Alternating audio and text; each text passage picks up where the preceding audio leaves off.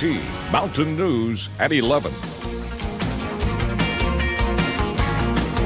Good evening, I'm Steve Hensley. George Floyd's hometown is saying its farewells tonight. The 46-year-old died after being arrested in Minneapolis on May 25th. In the 2 weeks since, his name has become a worldwide rallying cry. CBS's Danya Backus reports from Houston. A long line of mourners waited in blazing Texas heat for a chance to say goodbye to George Floyd, a man most of them had never met. That could have easily been my son in there, and so I feel like I should, as a mom, should express the importance of, what it is to be black in America. Thousands turned out in Houston Monday for a public viewing for Floyd, who grew up nearby. It's amazing to see all the support, and we just trying to come together for our brother, for our brother. Floyd's death in police custody in Minnesota 2 weeks ago sparked nationwide protest and growing calls for police reform. George Floyd was a childhood friend of mine.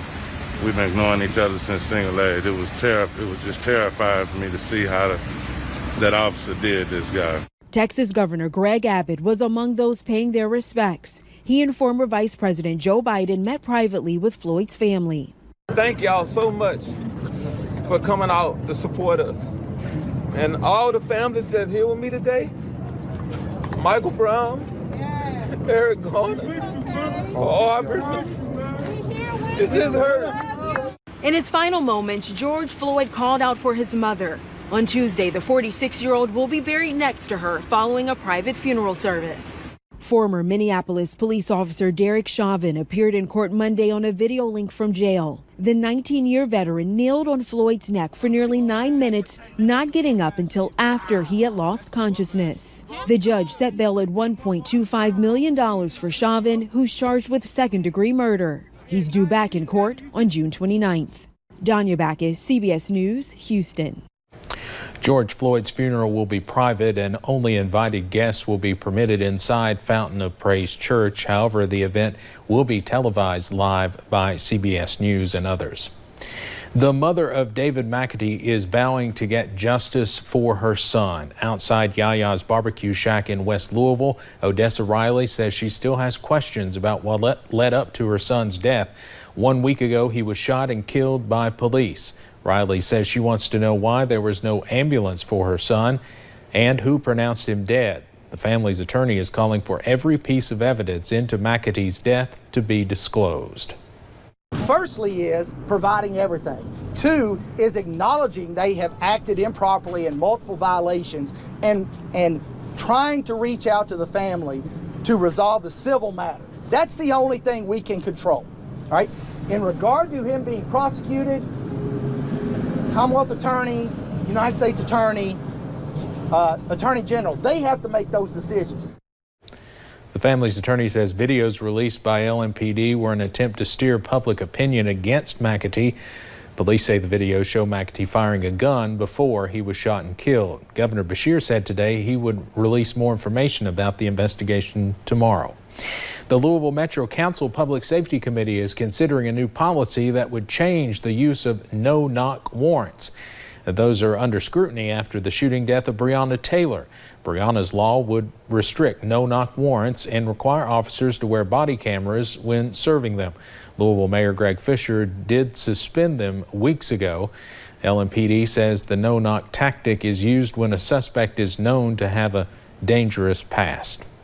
Since the protests began, Governor Beshear has said he is listening, and today he outlined changes he wants to push for equality in the state. That includes 100% health care coverage for the African American community, and schools using implicit bias training and recruiting more people of color as teachers. In his daily briefing today, the governor said, quote, "Our commitment is to make sure it's not just different from a public health perspective, but it is truly different from an equality and justice perspective. This is the time when we have the opportunity to make better people, create a better world, and create a better Kentucky."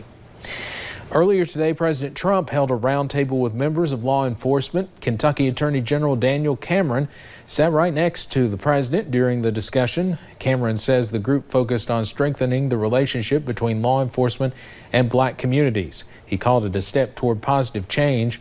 The president also addressed some Democrats' calls to defund police. We won't be dismantling our police.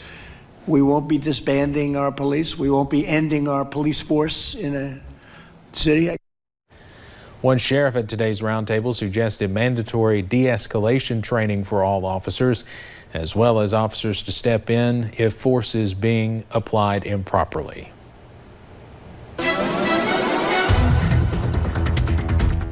Well, we saw lots of sunshine today, but we also saw the pretty hot and humid temperatures. Those are definitely going to continue tomorrow and will likely be on a rise heading into your Tuesday. We'll go ahead and take you up to a few of those cameras as we look over into that Pikeville camera, US 119, US 23. You could see plenty of sunshine, the drier conditions, and those hot conditions that we've seen throughout the day today. Whitesburg right now, 72 degrees. It says it's feeling like 72, but you see that dew point at 70, so probably a little bit muggy out there, and we'll possibly see some patchy dense fog late tonight, early into tomorrow. Still seeing some pretty warm temperatures across the area, low to mid 70s, even some spots into the upper 70s from London, Somerset, and down into parts of Monticello. Now we've seen a few high clouds moving in, maybe even a few just very, very stray rain chances. Most of us, though, remaining dry heading into tonight. The reason that we are seeing these clouds moving in is from Tropical Depression Cristobal. You can see that it is starting to impact parts of western Tennessee and a little bit of western Kentucky earlier, but we are not going to see any of those remnants hit our area. We are going to continue to see those hot temperatures, though, heading into your Tuesday. Scattered showers and storms possible tomorrow, but mostly Wednesday as a cold front moves in. Then after Wednesday, we see more sunshine and cooler temperatures move back into the mountains. I'll have a look at that full 7-day forecast coming up in a little bit. All right, Paige, thank you. Wolf